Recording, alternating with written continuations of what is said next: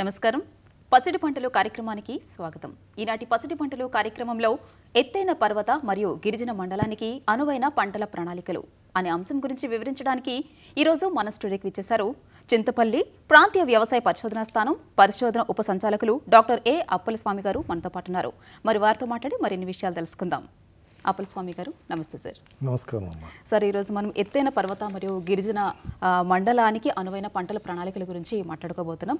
అయితే సార్ చెప్పండి, అసలు పర్వత శ్రేణి మరియు గిరిజన మండలాల్లో ఎలాంటి వాతావరణ పరిస్థితులు ఉంటాయి, అక్కడ వ్యవసాయ పంటలపై ఎటువంటి ప్రభావం అన్నది చూపిస్తుందంటారు? మన రాష్ట్రంలో ఉన్న 6 వ్యవసాయ మండలాల్లో ఈ ఎత్తైన పర్వత మరియు గిరిజన మండలం ఒక ప్రత్యేకమైన వాతావరణ పరిస్థితులు, అదేవిధంగా వైవిధ్యమైన పంటలకి నిలయం అండి. ముఖ్యంగా ఈ పర్వతశ్రేణి మండలాల్లో మనకు అల్లూరు సీతారామరాజు జిల్లాలోని 22 మండలాలు, అదేవిధంగా పార్వతీపురం మన్యం జిల్లాలోని 10 మండలాలు, శ్రీకాకుళం జిల్లాలోని 5 మండలాలు, 37 మండలాలని పరిగణలో తీసుకుంటారు. ముఖ్యంగా అత్యధిక వర్షపాతం ఈ జోన్లో మనకి నమోదవుతుందండి. 1290 మిల్లీమీటర్ల వర్షపాతం 105 నుంచి 110 రోజులు మనకి వర్షం రోజులు సంవత్సరంకి ఉంటాయండి. దీనివల్ల ఇక్కడ పంటల ప్రణాళిక, పంటల సరళి మన పల్ల ప్రాంతాల్లో ఉన్న పంటల సరళి కంటే విభిన్నంగా ఉంటుంది.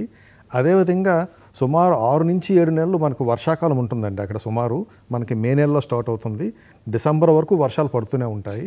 అదేవిధంగా జనవరి ఫిబ్రవరిలో మనకి 0 నుంచి 5 డిగ్రీల సెంటీగ్రేడ్ నుంచి 10 డిగ్రీ సెంటీగ్రేడ్ కూడా టెంపరేచర్ నమోదవుతుంది. ఎండాకాలం అందు మనకి 2 నెలల ఉంటుంది. కనుక ఈ 12 నెలల ఈ పంటల సరళిని పరిగణలో తీసుకొని విభిన్న వాతావరణ పరిస్థితులు, అదేవిధంగా ఇక్కడ తాలూకా వాతావరణ పంటల సరళి కూడా చాలా విభిన్నంగా ఉంటుందండి. అదేవిధంగా ఇది కొండ ప్రాంతానికి చెందింది కాబట్టి మనకి కొండ కింద భూముల్లోనే పరిస్థితులు వేరేగా ఉంటాయి, కొండ పై భాగంలో కూడా పరిస్థితులు మనకి వేరేగా ఉంటాయి. అదేవిధంగా మనకి ఎక్కువగా అత్యధికంగా వర్షపాతం ఉండడం వల్ల నత్రజని శాతం ఈ కొండ ప్రాంతాల్లో మనకి, అదేవిధంగా కర్బన శాతం కూడా కొంచెం తక్కువగా ఉంటుంది. సో ఇలాంటి విభిన్నమైన వాతావరణ పరిస్థితులు ఈ ఎత్తైన పర్వతశ్రేణి మండలంలో ఉంటుందండి. కనుక ఈ ఎత్తైన పర్వతశ్రేణి మండలంకి పంటల సరళి కూడా మనకి పల్లం ప్రాంతాల్లో పోల్చుకుంటే చాలా తేడాగా ఉంటుంది. ముఖ్యంగా మనకి ఇక్కడ పంటలు ఈ ఏప్రిల్ చివరి వారం లేకపోతే మే మొదటి వారం నుంచి మొదలవుతాయండి. అంటే ఎర్లీ ఖరీఫ్ అని అదేవిధంగా లేట్ ఖరీఫ్ అని, ఎర్లీ రబ్బీ అని వివిధ రకాలుగా పంటలు ఈ పంటల సరళిలో ఈ వాతావరణ పరిస్థితులకు అనుగుణంగా అక్కడ గిరిజన రైతులు పండిస్తుంటారండి. ముఖ్యంగా మనకి ఎర్లీ ఖరీఫ్ అంటే ఈ మెయిన్గా మనకు ఈ చిరుధాన్యాలు ఎక్కువగా వేసుకుంటుంటారండి. అదేవిధంగా వేరుశనగలు కూడా మనకి ఈ మే నెలలో ఎక్కువగా విత్తుకుంటుంటారు. అదేవిధంగా వాణిజ్యపరమైన పంటలు అల్లము, పసుపు ఇవన్నీ కూడా అంటే మే నెలలోనే ఇక్కడ మనకి ఈ వ్యవసాయ పనులు మొదలైపోతాయండి ఇక్కడ ఇదే విధంగా. అదేవిధంగా మనకి జూన్లో వచ్చేటప్పటికి వరిని వాళ్ళు సుమారు మన గిరిజన ప్రాంతంలో అల్లూరు సీతారామరాజు జిల్లాలో 50,000 హెక్టార్లు వరి పండిస్తున్నారు. అదేవిధంగా పార్వతీపురం మన్యంలో మనకి 70,000 హెక్టార్లో వరి పండిస్తున్నారు. అలాగే ఈ గిరిజన ప్రాంతం కూడా మనకి సుమారు 100 అడుగుల నుంచి 3,000 అడుగుల ఎత్తు వరకు ఇది ఎత్తైన పర్వతాల శ్రేణుల్లో నిలువే ఉన్నదండి. సో కనుక ఇక్కడ ఉన్న రకాలు కూడా ఆ ప్రత్యేకమైన వాతావరణ పరిస్థితులకు అనుగుణంగా ఉన్న రకాలను మనం రైతాంగం వేసుకుంటూ ఉంటారు. సో అదేవిధంగా మనకి ఆలస్యంగా అంటే ఆగస్టు సెప్టెంబర్లో కూడా అక్కడ రాజ్మా అని, అదేవిధంగా వరిసెల్ని సాగు చేస్తుంటారు. అదేవిధంగా మనకి ఈ మధ్యకాలంలో మనం సాంప్రదాయ ఇతర పంటలను కూడా మనం ప్రమోట్ చేస్తున్నాము. దానిలో భాగంగా మనకి కొమ్ము శనగలని, అదేవిధంగా ఎగ్జోటిక్ ఫ్లవర్స్ అని ఈ రకంగా వ్యవసాయ పంటల సరళికి అంటే సుమారు సంవత్సరంలో వాళ్ళు ఎలా లేదన్నా కానీ 8 నుంచి 10 నెలలు ఏదో ఒక పంట వాళ్ళ పొలంలో వేస్తుంటారు. అలాంటి వాతావరణ పరిస్థితులు ఈ యొక్క ఎత్తైన పర్వతశ్రేణి మన గిరిజన మండలంలో నిలవే ఉందండి. సరే, అయితే ఈ కొండ ప్రాంతాలు అధికంగా వర్షపాతం ఎక్కువ ఉంటుందంటున్నారు, అయితే తక్కువ వేసవకాలం ఉంటుందంటున్నారు. అయితే ఎత్తైన ప్రదేశంలో ఒక విధంగా ఉంటుంది, దిగువ ప్రాంతంలో కూడా ఒక విధంగా ఉంటుంది. అయితే అనువైన పంట కాలం అన్నది ఏ కాలంలో పంట వేయడానికి అనువుగా ఉంటుంది సార్? అంటే మే నెల నుంచి మనకి పంటకాలం స్టార్ట్ అవుతుంది. ముఖ్యంగా చిరుధాన్యాలు కానీ, అదేవిధంగా వేరుశనగ కానీ మేలో విత్తుకుంటుంటారు. మే మొదటి వారం నుంచి మే 2వ వారం వరకు తొలకరి వర్షాలు మనకు పడగానే మేలో పొలాన్ని దున్నుకొని వాళ్ళు వేరుశనగని కానీ ఈ చిరుధాన్యాలు ముఖ్యంగా రాగి, కొర్ర, సామ వీటిని మనకి విత్తుకుంటుంటారు. ఇవి అయిపోయిన తర్వాత మనకి 50,000 హెక్టార్లు అంటే ఇక్కడ ప్రాంతాలు కూడా మనకి విభజన ఉంటాయండి. ఎందుకంటే రాగి ఉన్న ప్రాంతం, చిరుధాన్యాల ప్రాంతంలో వరి వేసుకోరు. సో వరి ప్రాంతం వేరేగా ఉంది మనకి.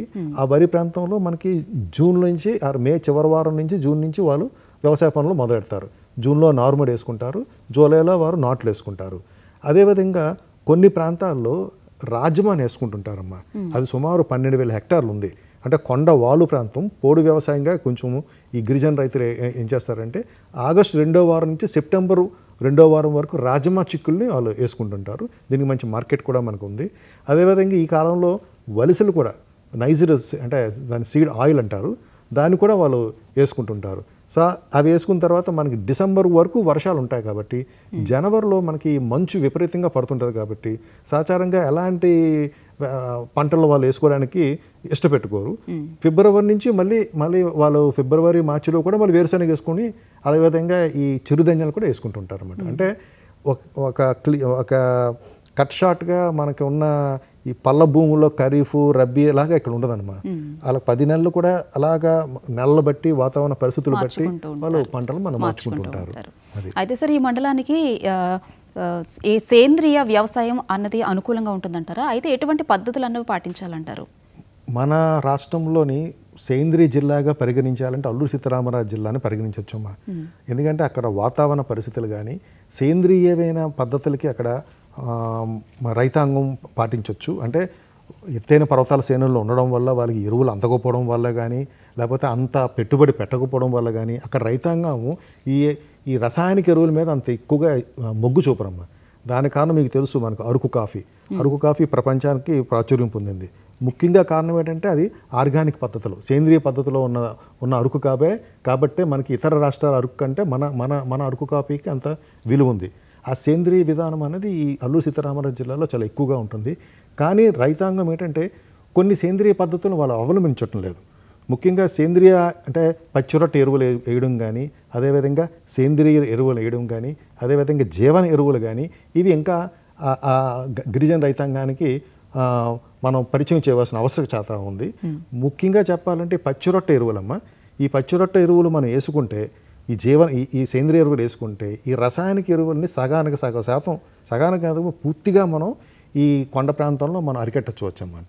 ఎందుకంటే ఈ ముఖ్యంగా పచ్చిరొట్ట ఎరువుల్లో మనకి కట్టి జనుము ఇది మనకి మేలో వేసుకుంటామా సుమారు 6 నుంచి 8 టన్నుల ఈ ఎరువుని ఇది మనకి పొలానికి ఇస్తుంది. సో అదేవిధంగా పిల్లి పెసర కానీ, అదేవిధంగా జీలుగా కానీ, సో ఈ ముఖ్యంగా వ్యవసాయ శాఖ కూడా ఈ పచ్చిరొట్ట ఎరువుల్ని కట్టి జనుముని మనకి ప్రోత్సహిస్తున్నారు. కొన్ని ప్రాంతాల్లో వాళ్ళు రైతాంగం వేసుకుంటున్నారు, కానీ లార్జ్ స్కేల్లో పచ్చిరొట్ట ఎరువులు వేసుకునే ఆస్కారము ఈ ప్రాంతానికి ఉంది. దీంతోపాటు సేంద్రియ ఎరువులు ముఖ్యంగా పశువుల గెత్తం, ఇది మన వ్యవసాయంలో ఏమైందంటే పాడి పంటలు అని మనం ఎప్పుడు అంటుంటామమ్మా. మనం పంటలనే పట్టుకున్నా కానీ పాడి అన్నది ఇప్పుడు తగ్గిపోయింది. ఈ పాడి బదులు మనం ఏంటంటే రసాయనిక ఎరువుల మీద ఆధారపడ్డాం. ఈ పాడికి ఒక జత పశువులు మనం పెంచుకుంటే సుమారు సంవత్సరానికి 6 నుంచి 8 టన్నుల పశువుల గెత్తాన్ని ఇస్తుందమ్మా. దీనివల్ల సుమారు 40 కేజీల నైట్రోజను, ఒక 20 కేజీల భాస్వరము, 40 కేజీల పొటాషు లభ్యం చేసే అంత ఈ ఎరువుని ఈ 2 ఒక జత పశువుల ఎరువు మనకి ఇస్తుందన్నమాట.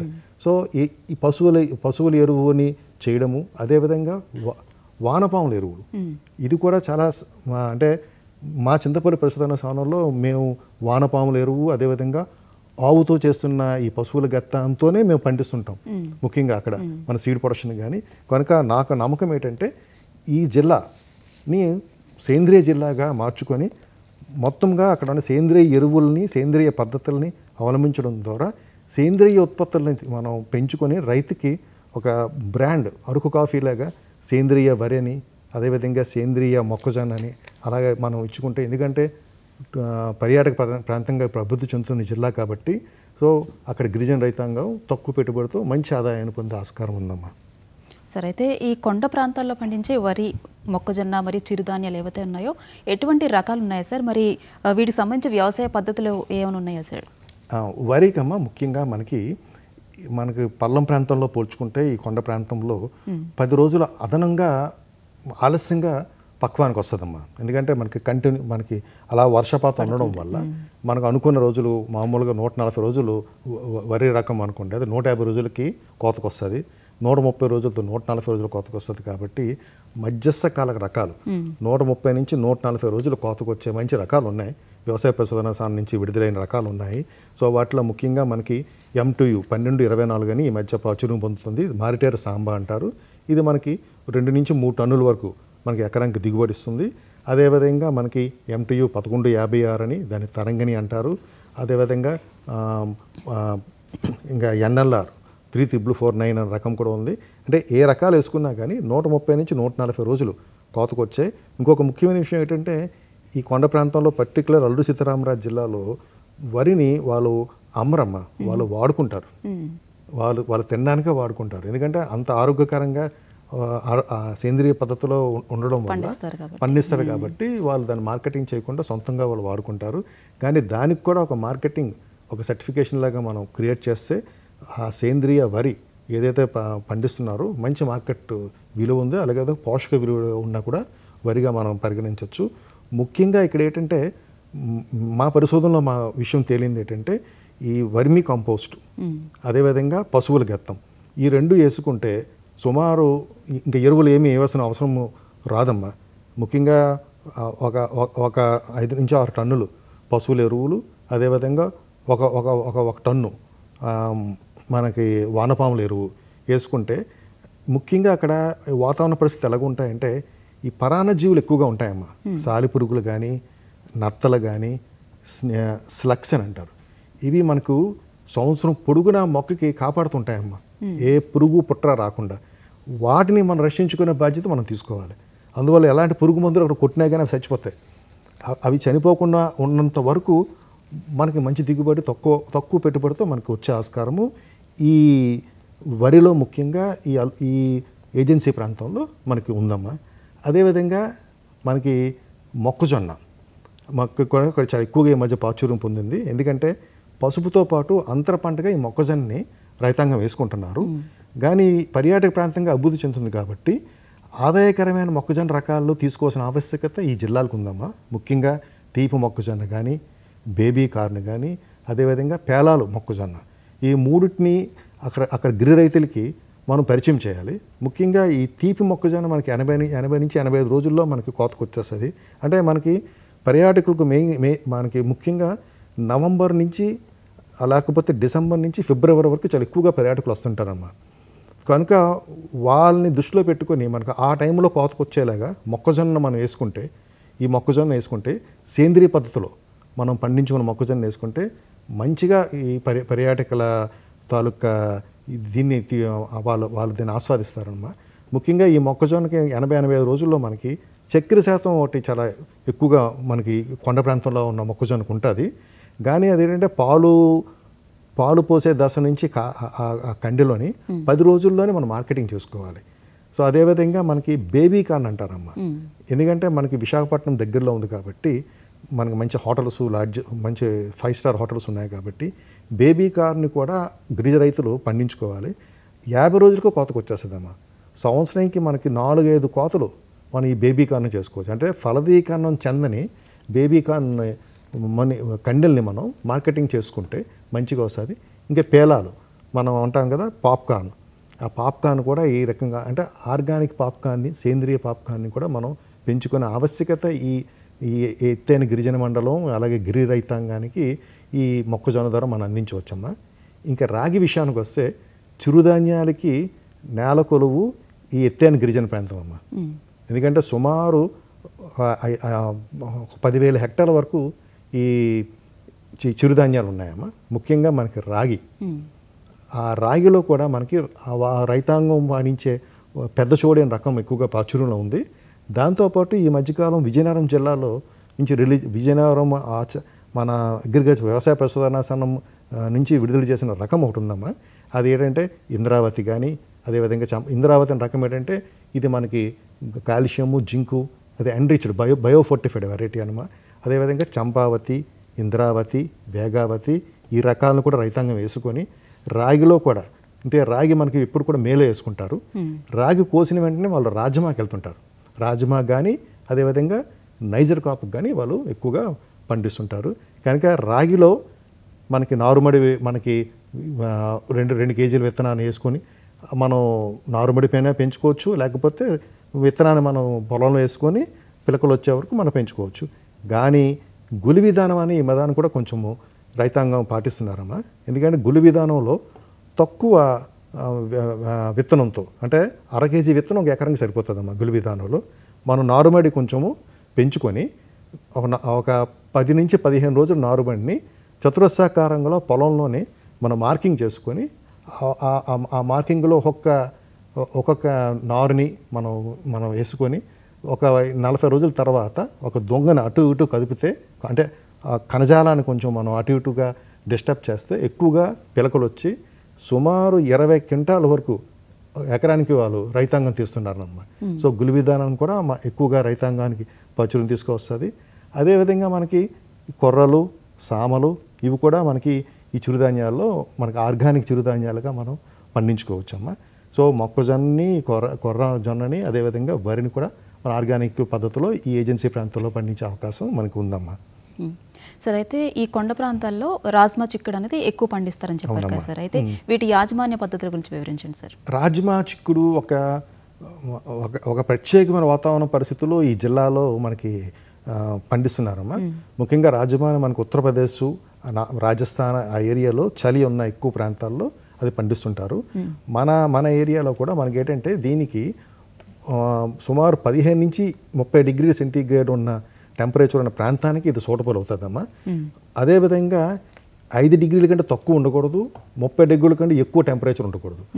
కనుక మనకి ఆగస్టు 15 నుంచి సెప్టెంబర్ 15, సో ఆ నెల రోజుల్లోనే మనకి ఈ రాజ్మాని రైతాంగం వాలు భూముల్లో విత్తుకుంటుంటారమ్మా.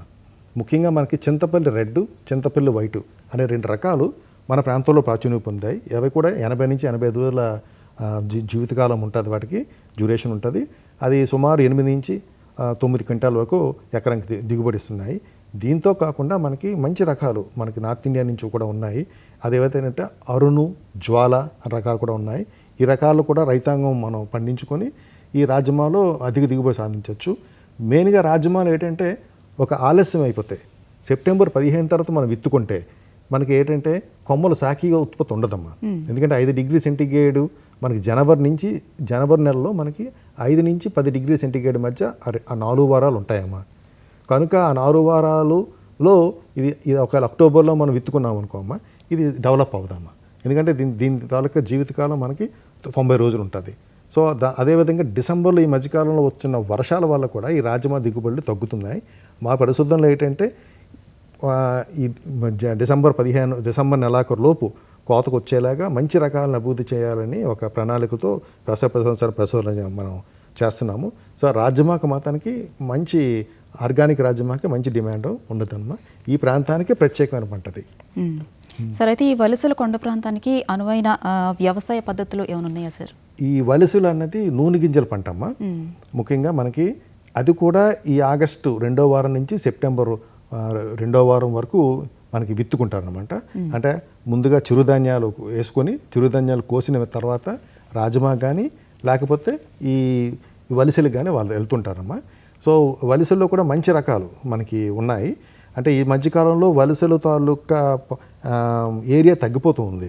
ముఖ్యమైన కారణం ఏంటంటే విత్తన లభ్యత లేకపోవడము, అదేవిధంగా మా ఈ తేనె పురుగులు. ఎందుకంటే ఈ వలసలకి మనకు ముఖ్యంగా తేనె పురుగులు చాలా ముఖ్యమమ్మా.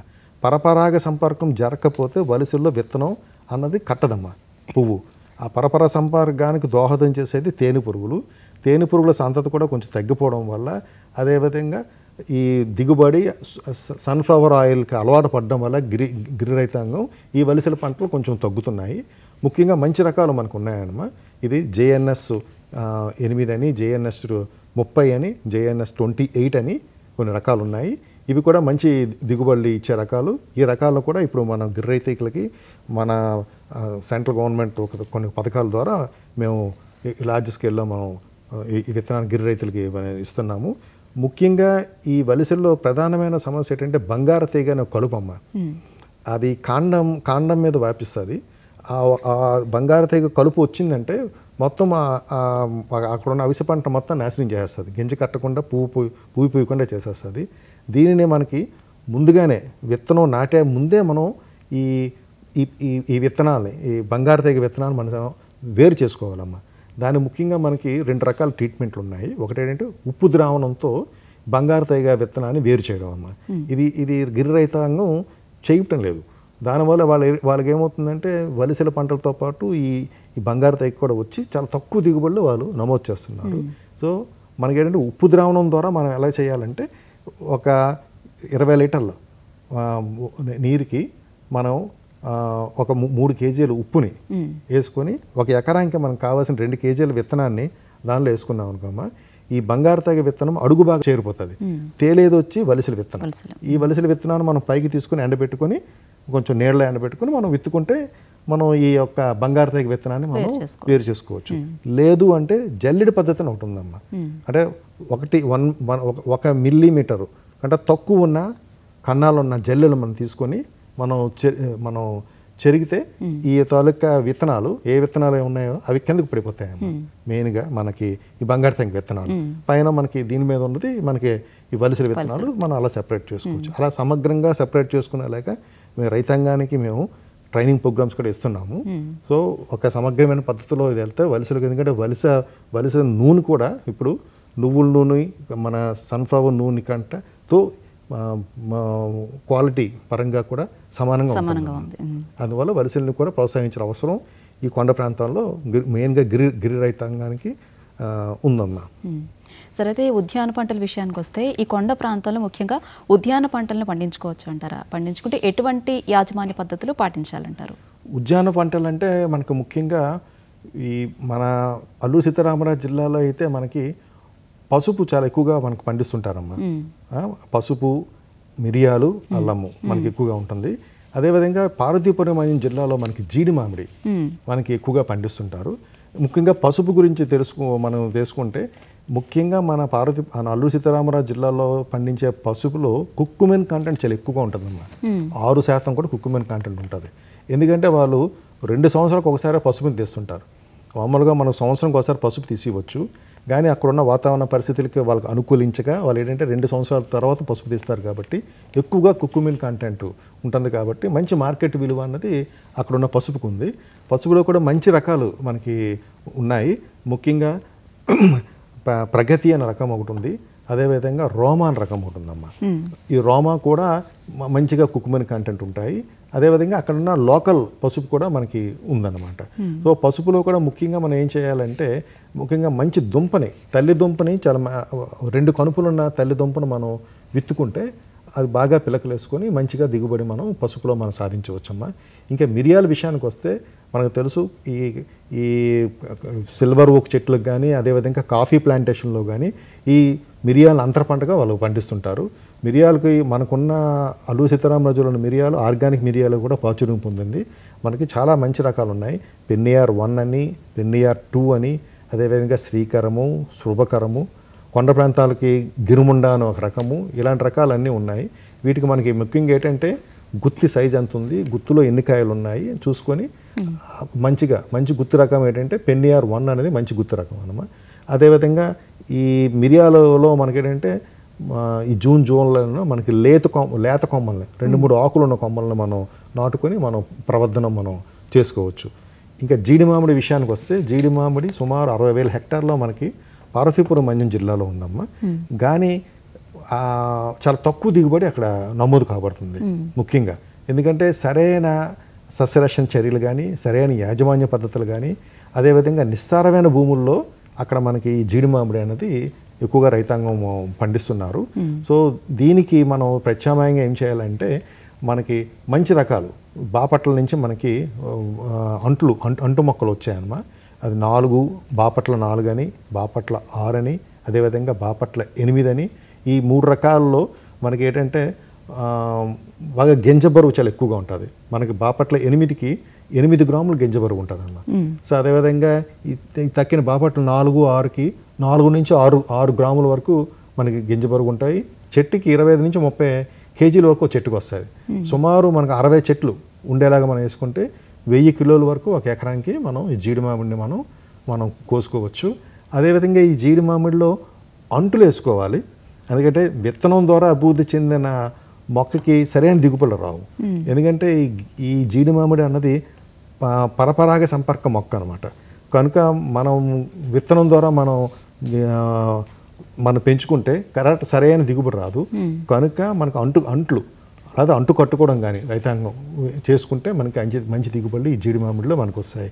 కనుక జీడి మామిడి, అల్లము, పసుపు అన్నది ఈ ఉద్యానవన పంటలలో మనకి ఎక్కువగా ఈ గిరి ప్రాంతానికి ప్రాచుర్యం పొందుతున్నాయమ్మా.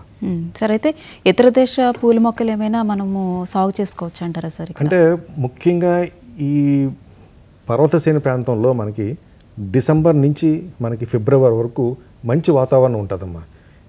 ఈ వాతావరణములో మనకి పూల మొక్కలు అనేది చాలా బాగా వస్తాయి. ముఖ్యంగా ఆ పూల మొక్కలో మనకి గ్లాడియోలస్ అనే ఒక మొక్కని మేము మా పరిశోధనలో చూసాము. ముఖ్యంగా అర్కా అని మనకి బెంగళూరు నుంచి మనకు వస్తాయి. అర్కా ఆయుష్ అని, అర్కా అమర్ అని, అర్కా ప్రథమ్ అని 3 రకాలు మేము పరిశోధనలో చేసాము. అర్కా ఆయుష్ అన్నది మనకి ఆరెంజ్ కలర్లో ఉంటుంది. అది మనకి చాలా సెల్ఫ్ లైఫ్ కూడా చాలా ఎక్కువగా ఉంటుంది. దానికి అర్కా అమరు అదే రెడ్ కలర్లో ఉంటుంది. సో వైలెట్ కలర్లో మనకి ఈ అర్కా ప్రథమ్ ఉంటుంది. ఈ బల్బ్ని మనం చిల్లింగ్ టెంపరేచర్స్ అంటే కొంచెం లో టెంపరేచర్స్లో మనం స్టోర్ చేసుకొని సెప్టెంబర్లో మనం విత్తుకుంటే షేడ్ నెట్లో కానీ అదేవిధంగా లేకపోతే కుటీర పరిశ్రమగా మన గిరి రైతులే వాళ్ళ పొలాల్లో చిన్న చిన్న కమతాల్లో మనం వేసుకున్నా కానీ ఒక దుంప నుంచి మనకి 3-4 కాళ్ళు వస్తాయి. 3-4 కాళ్ళకి 3-4 ఫ్లవర్స్ ఉంటాయమ్మా. ఆ కటింగ్స్ 15 నుంచి 2 వారాల నుంచి 3 వారాల వరకు అవి మన కట్ ఫ్లవర్స్ పాడవకుండా ఉంటాయి. లేదు అంటే 2% మనకు షుగర్ సొల్యూషన్లో వాటిని మనం స్టోర్ చేసుకున్నా కానీ మంచిగా వస్తాయి. ఒక్కొక్క ఫ్లవరు మనకి 15 రూపాయలు విలువ చేస్తుందమ్మా. కనుక సుమారు 1 ఎకరం చొప్పున అంటే ఎకరం పొలాలు మనకి కొండ ప్రాంతాల్లో ఉండవు. కనుక సెంటుల రూపంలో మనం చేసుకుని ఒక 10 మంది రైతులు కలుపుకొని వ్యవసాయం చేసుకుంటే మనకి సుమారు 2 లక్షల పెట్టుబడికి 4 లక్షల ఆదాయం వస్తుంది. కానీ మార్కెటింగ్ అన్నది మనం చూసుకోవాలి. ఆ మార్కెటింగ్ అన్నది మనం చూసుకుంటే మనకి చాలా మంచి దిగుబడి ఈ గ్లాడియోలస్ వల్ల మంచి ఆదాయం వస్తుంది. అదేవిధంగా లిలియం, అదేవిధంగా చైనా యాస్టర్.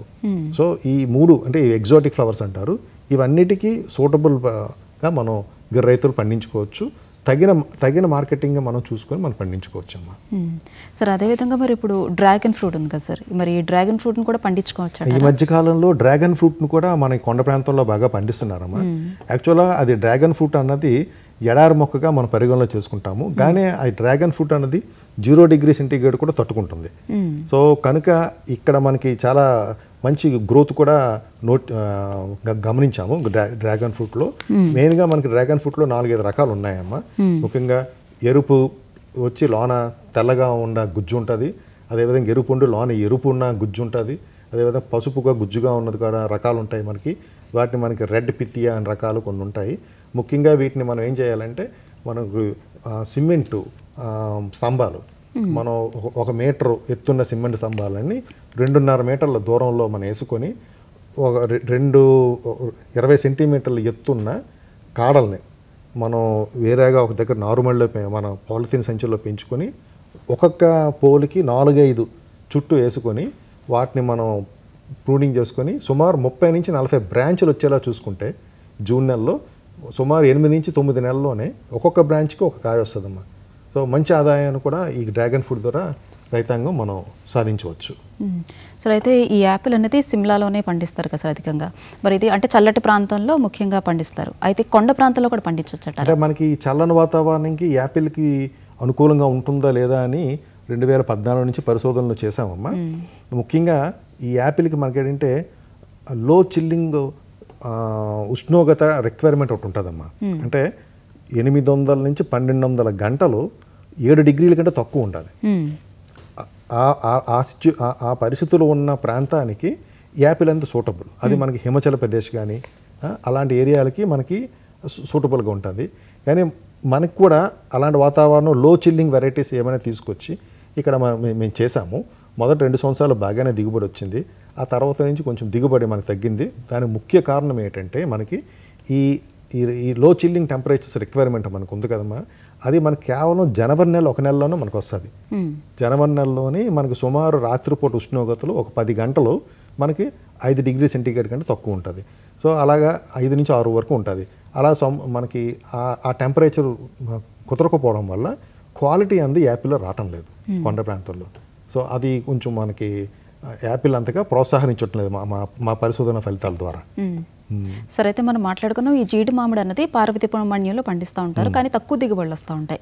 మరి ఎక్కువ దిగుబడులు రావాలంటే ఎటువంటి యాజమాన్య పద్ధతులు పాటించాలంటే? జీడి మామిడిలో మనకు ముఖ్యంగా మనకున్న తోటలన్నీ కూడా బాగా నెగ్లిజెంట్గా, అంటే ఏవి ఎలాంటి సస్యరక్షణ చర్యలు ఏమేమి తీసుకోవటం లేదమ్మా.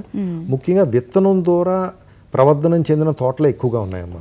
దీనివల్ల మనకి ఏంటంటే ఆ విత్తనము ద్వారా ప్రవర్ధనం చెందినప్పుడు ఆ చెట్టు ఇంత దిగుబడి వస్తుందని చెప్పి మనకి ఏమి గ్యారెంటీ ఉండదమ్మా. కనుక లేత అంట్లు అన్నవి మనం తీసుకోవాలి. దానికి ఆల్రెడీ మనకి బీపీటీ 4, 6, 8 లేదు అంటే వీటిల్లోనే మంచిగా కాసిన మొక్కల మీద కూడా మనం అంటు కట్టుకోవచ్చు లేత అంటు పద్ధతుల ద్వారా. ప్రస్తుతానికి అక్కడ ఉన్న శాస్త్రవేత్తలు ఈ రీజూవినేషన్ అంటే పాత ఉన్న ఈ జీడి మామిడి చెట్లని కొత్తగా ఈ అంట్లు కట్టల ద్వారా మనం అభివృద్ధి చెందే పథకాన్ని వాళ్ళు చేస్తున్నారమ్మా. సరే, అయితే మరి ముఖ్యంగా మన డైలీ లైఫ్ ఉపయోగపడేటువంటి పసుపు, అల్లం కూడా ఉన్నాయి కదా సార్, కొండ ప్రాంతాలు పండిస్తారన్నారు. మరి వీటికి ఎలాంటి యాజమాన్య పద్ధతులు పాటించాలంటారు సార్? పసుపు మనం నాటేటప్పుడు మనకి పసుపు కొమ్ము తాలూకా సైజు 2 కనుపులు ఉండేలాగా మనం చూసుకోవాలమ్మా. ముఖ్యంగా 30 నుంచి 40 గ్రాముల బరువున్న పసుపు కొమ్ముల్ని మనం మెయిన్గా మనకి 2-3 మంచి రకాలు ఉన్నాయి. రోమాన రకం ఉంది, ప్రగతి అనే రకం ఉంది. సో మనం ఏ రకమైన తీసుకున్నా కానీ తల్లి పసుపు కొమ్ము పిల్ల కొమ్ములు ఉంటాయి. తల్లి కొమ్ములు లో చేసిన కొంచెం ఎక్కువ కాలం మనకి ఎక్కువ కుకుమెన్ కంటెంట్ మనకు వస్తుంది, చాలా వేగంగా అది అభివృద్ధి చెందుతుంది. అదేవిధంగా వాటికి మనకి వేరుకుళ్ళు అనే వ్యాధి ఎక్కువగా ఉంటుందమ్మా. ఎందుకంటే అధిక వర్షపాతం ఉంటుంది కాబట్టి మనకి పసుపులో వేరుకుళ్ళు ఎక్కువగా ఉంటుంది.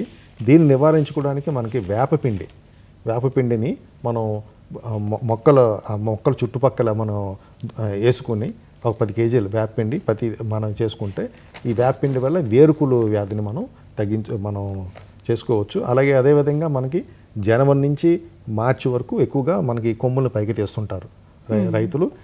మనకు మంచిగా అంటే గిరి రైతులు ఏంటంటే నాటు పద్ధతిలో ఉడకబెడుతుంటారు. ఆ ఉడకబెట్టడంలో తేడాల వల్ల కూడా పసుపులో నాణ్యత మనకు తగ్గుతుంది. ఎందుకంటే అన్ని దుంపలు కూడా ఒకే రకంగా ఉడకాలి. ఆ ఉడక పద్ధతి కింద కర్రల పొయ్యి మీద అయితే మనకు అవ్వదు కాబట్టి ఈ మధ్య వాక్యూమ్ స్టీమర్స్ వచ్చాయమ్మా. దానివల్ల ఏంటంటే సమానంగా పసుపు ఉడుకుతుంది. అదేవిధంగా దాన్ని ఎండబెట్టి పాలిషింగ్ చేసుకుని మంచిగా ఈ మధ్యకాలంలో అక్కడ చాలా ఎఫ్పిఓలు వచ్చాయమ్మా, ఫార్మర్ ప్రొడ్యూసింగ్ ఆర్గనైజేషన్స్. వాళ్ళు చాలా బాగా మంచి క్వాలిటీ పసుపుని మనం తీసుకొని పసుపు పొడి చేసుకొని వాళ్ళు బాగా మార్కెటింగ్ చేసుకుని గిరి రైతులకి ప్రోత్సాహంగా వాళ్ళు సహకారం ఇస్తున్నారమ్మా. సరే, అయితే ఈ కొండ ప్రాంతానికి అనువైన సాంప్రదాయేతర పంటలు ఏమైనా ఉన్నాయా సార్? అంటే ముఖ్యంగా మనకి కొండ ప్రాంతంలో డిసెంబర్ తర్వాత నుంచి ఏం వర్షాలు పడవమ్మా. డిసెంబర్ తర్వాత మంచు మనకి 2 ఫిబ్రవరి నెలాఖరు వరకు మనకి చాలా లో టెంపరేచర్స్ ఉంటాయి. కనుక సుమారు మన కల్టివేషన్ ఏరియాలో ఒక 20% మాత్రమే మనకి రెండో పంటగా మనం అక్కడ రైతాంగం వెళ్తున్నారు. కనుక డిసెంబర్ తర్వాత నుంచి వాళ్ళు వ్యవసాయం అన్నది చేయరు.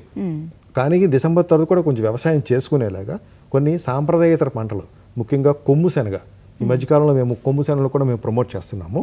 ముఖ్యంగా మనకి కొమ్ము శనగలో నంద్యాల నుంచి కొన్ని రకాలు తీసుకొచ్చాము. 452 రకము. ఇది మనకి నవంబర్లో మనకు విత్తుకుంటే మంచిగా దిగుబడి మనకి నోట్ చేసుకుంది, నమోదు కాబడింది. అదేవిధంగా పొద్దుతిరుడు పువ్వు కూడా మంచిగా దిగుబడి మనకి నమోదు కాబడిందమ్మా. కనుక సాంప్రదాయేతర పంటల కింద మనము ఆవాలు కానీ, అదేవిధంగా ఈ కొమ్ము శనగలు కానీ, ఇవి కూడా మన పొద్దుతిరుగుడు మన సాంప్రదాయ పంటగా మనం వేసుకోవచ్చు. అదేవిధంగా ఈ మధ్యకాలంలో మేము మా పరిశోధనలో మాకు తెలియదు ఏంటంటే ఫిబ్రవరిలో మేము నువ్వులు కూడా వేసామమ్మా. నువ్వులు కూడా మంచి దిగుబడులు వచ్చాయి. కానీ మనకి ఈ మే వర్షాలకి తట్టుకొని దిగుబడి వస్తే కానీ మేము మా పరిశోధనలని మేము స్థిరీకరించలేము.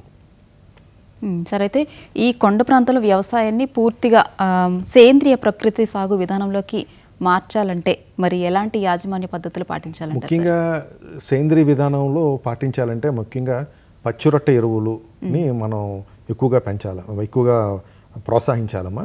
అదేవిధంగా సేంద్రీయ ఎరువులు, అలాగే విధంగా జీవన ఎరువులు, ఈ నాలుగుని మనం ఒక పద్ధతిలో మనం ప్రోత్సహించుకుంటుంటే ఈ సేంద్రియ పద్ధతులు మనం ఇక్కడ ప్రాచుర్యం చెందొచ్చు.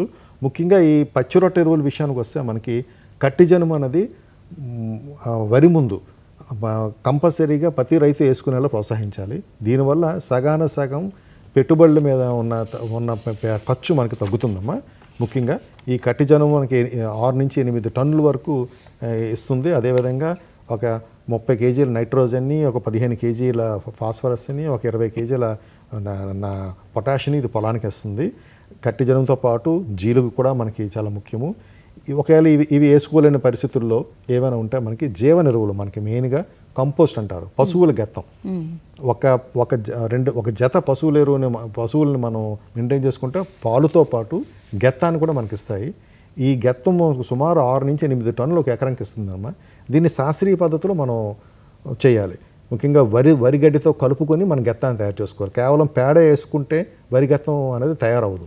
ఒక గొయ్యి తీసుకొని, 1 మీటర్ లోతు గొయ్యి తీసుకొని, 1 మీటర్ 2 మీటర్ల వెడల్పు, ఒక 6 మీటర్ల ఎత్తులో తీసుకొని, ఒకవైపు ఈ పశువుల గెత్తం పొరలుగా అంటే పేడ వేసుకుని దాని మీద గడ్డి వేసుకొని, ఆ పేడ వేసుకొని గడ్డి వేసుకొని అలాగా ఒకవైపు వేసుకుంటే మనకి 3-4 నెలల్లో మంచి పశువుల గెత్తం మనకి పొలానికి అందిస్తారు. ఇంకొకటి ఏంటంటే నాడెప్ అనే కంపోస్ట్ కూడా ఇప్పుడు డెవలప్ చేస్తున్నారు. అది మన మహారాష్ట్రలో ఒక రైతు కనుక్కున్నారు. ఎందుకంటే అది కొంచెం గాలి ఆడే పద్ధతిలో మనకి పొలంలో ఉన్న వ్యర్థ పదార్థాలు అన్నీ కూడా మనం వాడుకోవచ్చు. కేవలం గడ్డే కాదు, కొన్నిసార్లు గడ్డి మనం దొరకపోవచ్చు. కనుక మన పొలంలో ఉండే ప్రతి వ్యర్థ పదార్థం కూడా ఈ పశువుల గెత్తం కింద మార్చుకునే విధానంలో ఈ నాడెప్ పద్ధతి, అదేవిధంగా వర్మీ కంపోస్ట్ పద్ధతి మనకు ఉన్నాయమ్మా. నాడెప్ అంటే ఏమీ లేదు, ఇటుకలతో కొట్టుకోవడమే. అంటే గొయ్యిలో వేసుకునే కంటే కొంచెం ఇటుకలతో కొట్టుకొని మధ్యలో ఒక 6 అంగుళాలు మనకి గాలి ఆడేలాగా మనం చేసుకొని, ఈ మొదట మనకి వ్యర్థ పదార్థాలు వేసుకోవడం, దాని మీద ప్యాడ్ నీళ్ళు జల్లుకోవడం, మళ్ళీ వ్యర్థ పదార్థాలు ప్యాడ్ నీళ్ళు అలా పొరలుగా మనం వేసుకుంటే మనకి 3-4 నెలల్లో అది ఎరువుగా మారిపోతుంది అన్నమాట. ఇంకా వానపాముల గెత్తం, ఇది చాలా ముఖ్యమమ్మా. అక్కడ వాతావరణ పరిస్థితులు వానపాముల గెత్తానికి చాలా మంచిది. ఆ వానపాముల గెత్తాన్ని మనకు పెంచుకోవాలంటే ఏం కట్టడమే లేదు, చిన్న తొట్టిలాగా మనం కట్టుకొని ఒక 1/2 మీటర్ ఎత్తులో ఉండేలా గోళ్ళ కట్టుకొని, ఒక మీటరు వెడల్పు, ఒక 6 మీటర్లు ఎత్తులో పెట్టుకొని మనం ఈ వెర్మి పురుగులు 1000 చాలమ్మా. 1 కేజీలు 1000 ఉంటాయి. తీసుకొని మనం ఏంటంటే మొదట ఈ ఇవంతా ఈ పొలంలో దొరికిన చెత్త పదార్థం, అదే ఈ ఆకులు అన్నీ కూడా వేసుకొని ప్యాడ్ నీళ్ళు జల్లుకొని పొరలుగా చేసుకున్న తర్వాత పైన ఈ వానపాములు అటు ఇటు జల్లేసి వీటి మీద కప్పేస్తే మనకి 2 నెలల్లో, మనకి 2-3 నెలల్లో మంచి వెర్మి కంపోస్ట్ వస్తుంది. ఇది పశువుల గెత్తం కంటే చాలా మంచిదమ్మా. సో ఈ వానపాముల ఎరువుని అలా వాడుకొని, అంటే దానికి కావాల్సిన ట్రైనింగ్ ప్రోగ్రాంలు కానీ, శిక్షణా కార్యక్రమాలు కానీ గిరిజన రైతంగా మనం ఇచ్చుకోండి, మనం తీసుకుని వెళ్తే అదేవిధంగా జీవన ఎరువులని ఒకటి ఉన్నాయమ్మా. ముఖ్యంగా మనకేంటంటే ఇప్పుడు మనం యూరియా వేస్తున్నాము, అలాగే పొటాష్ వేస్తున్నాము, డిఏపి అని రకరకాల రసాయనిక ఎరువులు మనం వేస్తున్నాం. దీనివల్ల ఏమవుతుందంటే భూమిలోని ఈ రసాయనికాలు చేరిపోయి దాని తాలూకా మూలకాలు మొక్కకి లభ్యం కాకుండా పోతున్నాయి. దీన్ని తగ్గించుకోవడానికి ఈ సేంద్రీయ విధానం అనేది మనం తీసుకొస్తున్నాము. ముఖ్యంగా ఈ జీవన ఎరువులు ఏంటంటే రైజోబేరియం కొన్ని బ్యాక్టీరియాలని మనం పొలంలో వదులుకోవడం ద్వారా నత్రజన్ని, అదేవిధంగా భాస్వరాన్ని, అదేవిధంగా పొటాషిని మొక్కకి మనం అందించవచ్చమ్మా. వీటిలో ముఖ్యంగా మనకి రైజోబియం అని ఉంటుంది. పప్పు జాతి మొక్కలు, ముఖ్యంగా రాజ్మాకి, ఈ రైజోబియం కల్చర్ అని విత్తన శుద్ధి చేసుకోవాలి. ఈ రైజోబియం కల్చర్ని అంటే ముఖ్యంగా బెల్లం ద్రావణంలో, అంటే ఒక 100 గ్రాముల బెల్లం ద్రావణం మనం తయారు చేసుకొని విత్తనం మీద వేసుకొని, ఈ పొడి 200 గ్రాములు పొడి విత్తనాన్ని కలిపేసుకుంటే ఈ పొడి బెల్లం వల్ల గింజ చుట్టూ మనకు అంటుకుంటుందమ్మా. దాన్ని మనం వేసుకుంటే మనకి అది నత్రజని బుడుపుల్ని మనం వేరులో ఏర్పాటు చేసుకొని మన యూరియా వేయకుండానే మొక్క బాగా మనకి వస్తుంది. అదేవిధంగా పప్పు దినుసులు కాకుండా ఇతర పంటలకైతే మనకి ఎజిటోబ్యాక్టర్ అని ఇంకోటి ఉందమ్మా. అది ఎజిటోబ్యాక్టర్ని కూడా మనం ఏం చేయాలంటే పశువుల గెత్తంతో ఒక 100 కేజీలు పశువుల గెత్తంలో 2 కేజీలు ఈ ఎజిటోబ్యాక్టర్ని కలుపుకొని మనం చివరి దుక్కులు వేసుకుంటే, ముఖ్యంగా కాయగూరలు అలాంటి వాటికి, ఎందుకంటే ఇది నత్రజనితో పాటు హార్మోన్లు విటమిన్లు కూడా ఇస్తుంది ఈ ఎజిటోబ్యాక్టర్. అదేవిధంగా అజోస్పారిలం ఒకటి ఉందమ్మా, అది కూడా నత్రజని స్థిరీకరించే బ్యాక్టీరియావే. ఇది మనకి వరి, చెరుకు, మొక్కజొన్న వీటిలో మనం వేసుకోవచ్చు. దీన్ని కూడా మనం ఏంటంటే ఈ పశువుల గెత్తం మనకు ముఖ్యం అమ్మ. పశువుల గెత్తంతో మాత్రమే ఇవి కలుపుకొని వేసుకోవాలి 2 కేజీలు. ఒకవేళ మనకి లిక్విడ్గా దొరుకుతుందంటే 500 మిల్లీలీటర్లు, ఒక 1/2 లీటర్ బాటిల్ తీసుకొని మనం చేసుకోవచ్చు. అదేవిధంగా ఫాస్ఫరస్ సాల్యుబిలైజింగ్ బ్యాక్టీరియా ఉన్నాయమ్మా, అవి కూడా మనం తీసుకోవచ్చు. అవి ఫాస్ఫరస్ మనకు అందిస్తాయి. ఎందుకంటే భాస్వరం అనేది వేరు వ్యవస్థ అభివృద్ధి చెందడానికి బాగా ఉపయోగపడుతుంది. కనుక భాస్వరాన్ని కూడా మనం ఈ 2 కేజీలు ఈ పిఎస్బి అంటారు దాన్ని మనం పశువుల గెత్తంతో కలుపుకొని చివరి దుక్కులు వేసుకోవచ్చు. అదేవిధంగా పొటాష్ కేఎంబి అంటారు, పొటాష్ మొబిలైజింగ్ బ్యాక్టీరియా అంటారు. ఇది కూడా మనం 2 కేజీలు మనం పశువుల గెత్తంతో వేసుకుంటే, ఈ విధంగా మన సేంద్రియ విధానాల్లో ఒక పక్క పచ్చిరొట్ట ఎరువులు, ఒక పక్క సేంద్రియ ఎరువులు, ఒక పక్క జీవన ఎరువులు మనం కలుపుకొని చేసుకొని, ఇంకా ఈ మధ్యకాలంలో మనకి ప్రకృతి వ్యవసాయంలో మనకి ఈ అమృతాలు కూడా వచ్చాయమ్మా. ఘనజీవామృతము, ద్రవజీవామృతము ఇవన్నీ వచ్చాయి. అదేవిధంగా పంచగవ్య, అదేవిధంగా నీమాశ్రము, బ్రహ్మాశ్రము, వీటినన్నిటిని కూడా తగిన విధంగా మనం పండించుకొని తక్కువ పెట్టుబడితో, అంటే రసాయనిక ఎరువుల మీద మనం ఎంత తగ్గించుకుంటే మనం అంత ఆరోగ్యంగా ఉంటాం అనే ఒక విధానం ద్వారా తగ్గించుకొని నెమ్మదిగా, కానీ వీటన్నిటికి కూడా అనుగువైన వాతావరణం ఈ మన అల్లూరు సీతారామరాజు జిల్లాలో ఉంటుంది. సార్, మీరు చెప్పినట్టుగానే ఈ మధ్యకాలంలో ప్రకృతి వ్యవసాయంలో జీవామృతాలు అన్నవి వాడకం కూడా అధికంగానే ఉంది. అయితే ఈ జీవామృతాలు ఎన్ని రకాలుగా ఉన్నాయి సార్, వాటి గురించి వివరించండి. అంటే ప్రకృతి వ్యవసాయంలో ముఖ్యంగా నేలలోని నత్రజని శాతాన్ని, అదేవిధంగా నేలలో ఉన్న కర్బన శాతాన్ని పెంచుకునేలాగా, అదేవిధంగా చీడపీడలను కూడా తక్కువ పెట్టుబడితో రైతాంగానికి దొరికే ముడి పదార్థాలతో తయారు చేసుకొని మనం మొక్కకి అందించడం అనే విధానం ఎక్కువగా ప్రాచుర్యం పొందుతుందమ్మా. వీటిలో ముఖ్యంగా మనకు అమృతాలు అంటారు. ఇవన్నీ కూడా మనకి ఆవు పేడ, ఎందుకంటే అంటున్నాను కదా, ఒక జత ఆవు మనం మెయింటైన్ చేసుకుంటే అది దాని నుంచి మనకి ఆవు పేడ వస్తుంది, ఆవు పాలు వస్తుంది. ఆవు పేడతో మనం ఏంటంటే పశువుల గెత్తాన్ని తయారు చేసుకోవచ్చు. అదేవిధంగా ఆవు పేడలతో ఈ అమృతాలు కూడా మనం తయారు చేసుకోవచ్చు. కనుక ఒక ఆవుకి పెట్టుబడితో ఆరోగ్యవంతమైన ఆవు ఉంటే ఆరోగ్యవంతమైన వ్యవసాయం కూడా ఉంటుందనే ఒక సిద్ధాంతంతో ఈ ప్రకృతి వ్యవసాయం మన ఈ మధ్యకాలంలో ప్రాచుర్యంలోకి వస్తుంది. ఈ అమృతాలు అంటారు ముఖ్యంగా ఇది ద్రవ బీజామృతము, అలాగే ఘన బీజామృతం ఉంటాయమ్మా. అదేవిధంగా పంచగవ్య అని ఉంటాయి.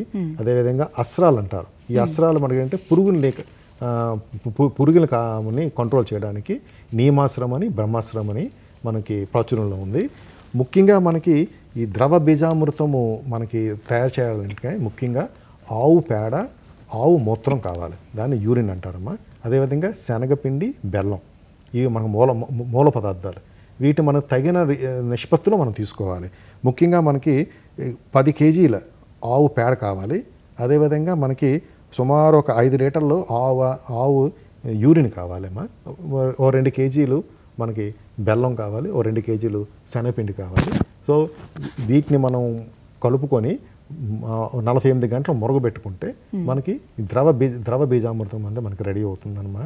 దీన్ని మనకు 100 లీటర్లు ద్రావణంతో మనం కలుపుకొని మనకు సాయిల్లో అప్లై చేయడం కానీ, లేక మొక్క కింద భాగంలో మనం వేయడం ద్వారా కూడా మనం భూమిలోని సారాన్ని మనం మెయింటైన్ చేయొచ్చు అన్నమాట. ఘనజీవామృతం కూడా మనకు వస్తుందన్నమాట. అంటే ఇది ద్రవం. ఘనంలో మనం ఏం చేస్తామంటే యూరిన్ వేయమమ్మ, కేవలం ఆవు పేడ, బెల్లము, శనగపిండి, ఈ మూడింటిని ఒక 100 కేజీలు ఆవు పేడ తీసుకుంటాము, 1 కేజీ బెల్లం తీసుకుంటాము, అదేవిధంగా 1 కేజీ శనగపిండి తీసుకుంటున్నాము. దీన్ని మిక్సింగ్ చేసుకొని పిడకల్లా చేసుకుంటామమ్మా. ఈ పిడకల్లో మనం పిండి చేసుకొని మనం ఎరువుగా మనం వాడుకోవచ్చు. కనుక బీజామృతంలో మనకు ముఖ్యంగా ఉంది ఆవు తాలూకా పేడని, ఆవు తాలూకా మూత్రాన్ని మనం ఇక్కడ వాడుతున్నామమ్మా. ఇంకా పంచగవ్య అనేది మనకు చాలా ముఖ్యము. ఎందుకంటే ఆవులో ఉన్న 5 ఆవు ద్వారా వచ్చే ఉత్పత్తులని వీటిలో వాడుతున్నారు. ముఖ్యంగా ఏంటంటే ఆవు పేడ ఒకటి, ఆవు యూరిన్ ఒకటి, అదేవిధంగా ఆవు నెయ్యి ఒకటి, ఆవు పాలు, ఆవు పెరుగు. పాలతో చేసిన పెరుగు, ఈ 5టిని మనం దీంట్లో వాడతాం అన్నమాట. అంటే ఆవు ద్వారా వ్యవసాయం, ఇదే మనకి ప్రకృతి వ్యవసాయంలో మనం వాడుతున్నాము. సో వీటిని మనం తగిన పాలలో మనం కలుపుకోవాలి ఈ పంచగవ్యాలు. వీటితో పాటు మనం ఏం చేస్తున్నామంటే ఇక్కడ మనకి అరటిపండు, బాగా మాగిన అరటిపండు ఒక డజన్ తీసుకుంటాము. అదేవిధంగా కోకోనట్ మిల్క్, అదే మనకి కొబ్బరి నీళ్ళు ఒక 3 లీటర్లు తీసుకుంటాము. అదేవిధంగా బెల్లం ఒక 3 కేజీలు తీసుకుంటాం. సో నీరు తీసుకుంటాం.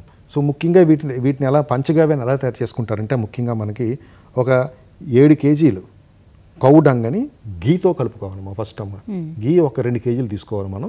7 కేజీలు కౌ డంగ తీసుకొని ఈ గీ కాబట్టి ఇది కొంచెం పొలాలు కాబట్టి ఒక 2-3 రోజులు ఆ కలిపిన మిశ్రమం అలా ఉంచాలి.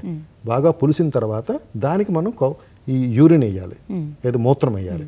మూత్రం వేసుకున్న తర్వాత 3 కేజీలు చొప్పున మనకి ఏది పాలు కానీ పెరుగు కానీ వీటన్నిటికీ కలుపుకొని ఆ తర్వాత మనం ఈ తాలూకా ఏది కొబ్బరి నీళ్ళు, బెల్లము, అదేవిధంగా ఈ అరటిపళ్ళు ఇవన్నీ కలుపుకొని ఆ పంచగవ్య అంటారు. దాన్ని మనం 200 మిల్లీలీటర్లు నీటిలో కలుపుకొని మనం వాడుకోవచ్చు అమ్మ. అదేవిధంగా పురుగుల్ని మనం కంట్రోల్ చేయడానికి ముఖ్యంగా నీమాశ్రము, బ్రహ్మాశ్రం అంటారు. నీమాశ్రం అంటే దీనిలో ముఖ్యంగా మనకి వేపాకు ఇక్కడ తీసుకుంటారమ్మా. సో వేప బేస్డ్గా నీమాశ్రమంలో మనకి ఏంటంటే వేప ఆకులను తీసుకొని వాటిని బాగా ఇచ్చేసుకొని మనం అది కొంచెం కవ్వు డంగుతో కలుపుతారన్నమాట. కవ్వు యూరిన్తో కలుపుతారు. కవ్వు యూరిన్తో కలుపుకొని దాన్ని కొంచెం ఫిల్టర్ చేస్తారు. ఆ వచ్చిన ఫిల్టర్ని మనం స్ప్రేయింగ్ చేసుకుంటే, పిచికారీ చేసుకుంటే మన పురుగుల్ని మనం కాపాడుకోవచ్చు. అదేవిధంగా బ్రహ్మాశ్రం అని ఒకటి ఉందమ్మా. దీంట్లో ఏంటంటే 5 రకాల ఆకులను కలుపుతారు. ముఖ్యంగా సీతాఫలం ఆకు కలుపుతారు, దానిమ్మ ఆకు కలుపుతారు, అదేవిధంగా జామ ఆకు కలుపుతారు, పపయ ఆకు కలుపుతారు, అదే మనకి నీమాకు కలుపుతారు. సో 5 ఆకులు కలుపుతారు కాబట్టి బ్రహ్మాశ్రం అని దీని అంటారు అనమాట.